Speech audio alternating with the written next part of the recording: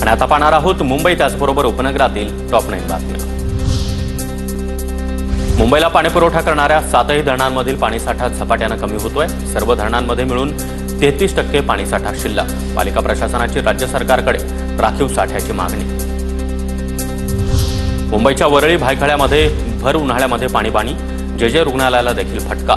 दक्षिण मुंबईतील जी दक्षिण आणि बी विभागातील काही भागांमध्ये अत्यंत कमी दाबाने पाणीपुरवठा।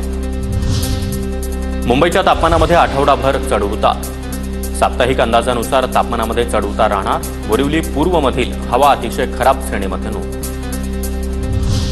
कल्याण पश्चिम भागामध्ये पाणी टंचाईचा प्रश्न गंभीर। पश्चिमेतील अनेक भागामध्ये कमी दाबाने पाणीपुरवठा।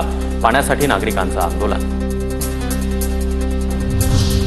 अंधेरी रेल्वे स्टेशनच्या प्लॅटफॉर्म क्रमांक 4 आणि 5 वरील मधल्या फूट ओव्हर ब्रिजचा जिना आजपासून बंद। देखभाल दुरुस्तीच्या कामासाठी जिना बंद ठेवण्यात येणार। बीकेसीतील 3 भूखंडांना विक्रमी 3,840 कोटी रुपये किंमत।